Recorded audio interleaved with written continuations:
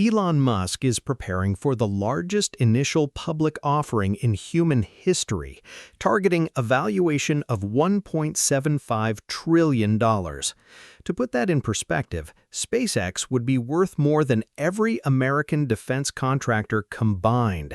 It would eclipse the combined market caps of massive global brands like Coca-Cola, McDonald's, Disney, Nike, and Starbucks. It would even surpass the top 10 companies on the London Stock Exchange combined.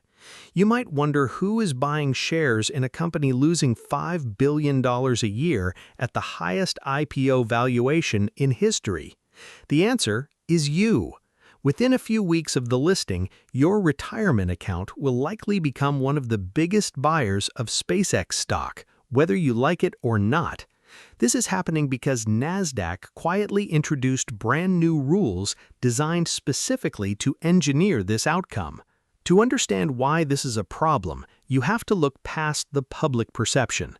Most people think SpaceX just sells rockets, or they think about Mars. But SpaceX is actually three distinct businesses stacked together, and the rocket business isn't even the core value driver. Inside the company, you have the good, the bad, and the ugly.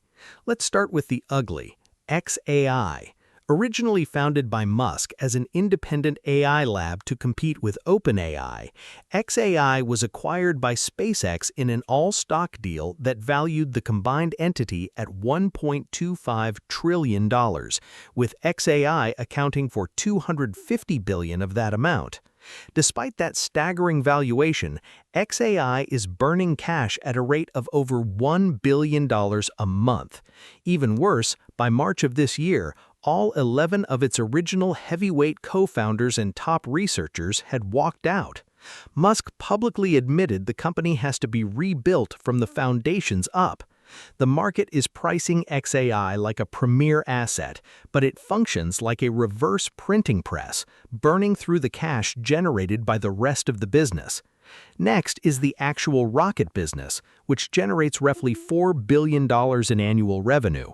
While impressive on its own, it represents only a quarter of SpaceX's total revenue, making it a drop in the bucket compared to the $2 trillion valuation target.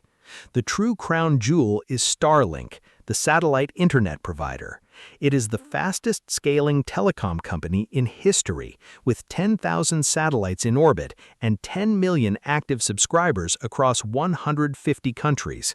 In 2025, Starlink brought in $11.4 billion, accounting for 61% of SpaceX's total revenue. Its profit margins expanded drastically from 41% to 63% in just 2 years. Starlink prints cash, but because of xAI's massive burn rate, the consolidated SpaceX entity actually lost nearly $5 billion last year on $18.5 billion in total revenue.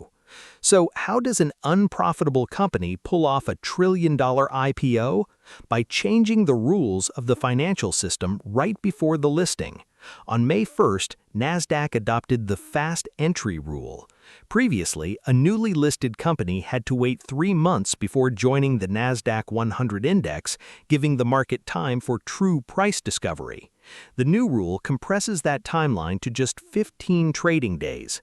Furthermore, NASDAQ eliminated the minimum 10% public free float requirement. SpaceX is targeting a tiny public float of only 4 to 5%, which would have triggered an automatic disqualification under old rules.